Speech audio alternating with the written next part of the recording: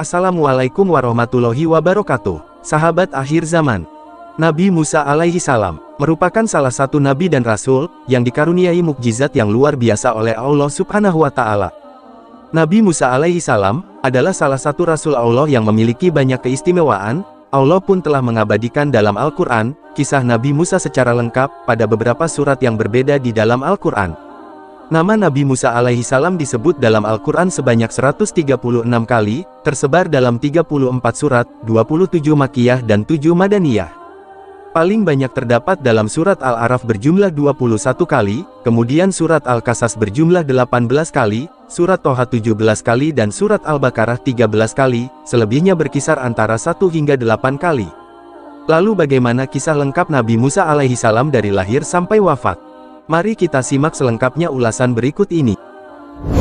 Kisah Nabi Musa alaihi salam dan azab bagi Fir'aun beserta kaumnya. Kisah ini disebutkan dalam Al-Quran surat Al-A'raf ayat 127 hingga 135. Setelah Nabi Musa mengalahkan ahli sihir Fir'aun, sampai mereka bertobat, tidak serta-merta menjadikan Fir'aun beriman kepada Allah. Fir'aun semakin bertindak sewenang-wenang terhadap Bani Israel, sampai Allah Subhanahu wa Ta'ala menurunkan azab kepada Fir'aun dan kaumnya. Nabi Musa alaihi salam tak henti-hentinya berdakwah kepada Fir'aun dan kaumnya agar mau beriman kepada Allah. Namun Fir'aun dan kaumnya tetap sombong dan tidak mau beriman kepada Allah. Hanya Bani Israel yang menjadi pengikut Nabi Musa. Nabi Musa mendatangi Fir'aun lalu berkata, "Wahai Fir'aun, aku tidak meminta kekuasaan atau kekayaanmu sedikitpun. Aku hanya mengajakmu untuk beriman kepada Allah." Fir'aun menjawab, "Wahai Musa, akulah Tuhanmu yang sebenarnya. Seharusnya engkau yang beriman kepadaku." Hari demi hari penderitaan kaum Bani Israel semakin berat. Mereka dijadikan budak dan pekerja kasar tanpa upah. Setiap orang yang berani melawan perintah Fir'aun, atau tidak mau menyembahnya, maka akan dihukum mati, termasuk membunuh anak laki-laki dari kaum Nabi Musa. Kaum Bani Israel pun mengadu kepada Nabi Musa, "Wahai Musa, kami sangat menderita hidup di Mesir ini, bukankah engkau adalah utusan Allah?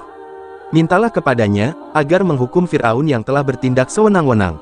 Nabi Musa berkata, "Sabarlah wahai kaumku, sesungguhnya Allah tidak akan membiarkan hambanya terzolimi." Kemudian Allah menurunkan azab kepada Fir'aun dan kaumnya, berupa kemarau panjang selama beberapa tahun, seperti yang disebutkan dalam Al-Quran surat Al-A'raf ayat 130. "Dan sungguh, kami telah menghukum Fir'aun dan kaumnya dengan mendatangkan musim kemarau bertahun-tahun dan kekurangan buah-buahan, agar mereka mengambil pelajaran." Beberapa orang mendatangi Fir'aun untuk menyampaikan musibah yang terjadi. "Wahai Fir'aun, kita sudah melakukan berbagai cara agar langit menurunkan hujan, namun belum ada hasil.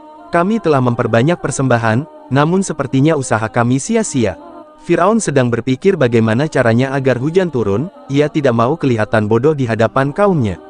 Fir'aun berjanji akan menyelesaikan masalah ini di istana. Fir'aun pun berdiskusi dengan para penasehat kerajaannya. "Menurut kalian, apakah ada cara lain agar musim kemarau ini segera berganti?" Penasehat kerajaan memberikan saran, "Ada satu cara yang belum kita lakukan wahai Fir'aun." "Apa itu?" jawab Fir'aun. Penasehat kerajaan berkata, "Kita belum meminta pada Tuhannya Musa. Bukankah Tuhannya Musa dapat melakukan segalanya?" Lalu Fir'aun menyuruh pengawalnya untuk memanggil Musa ke hadapannya. Nabi Musa pun mendatangi Fir'aun di kerajaannya seorang diri.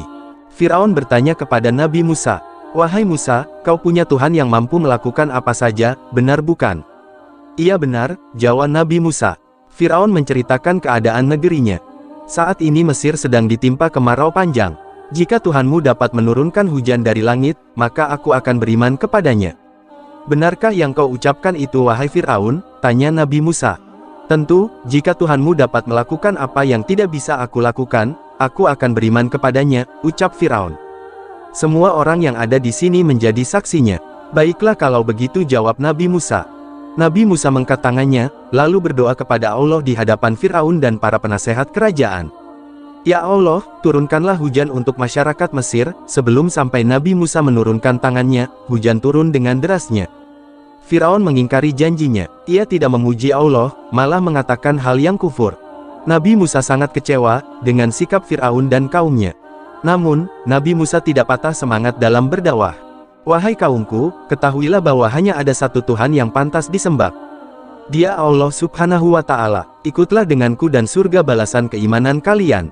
Namun jika kalian lebih memilih menyembah selainnya, aku takut, Allah akan menurunkan azab yang lebih pedih kepada kalian.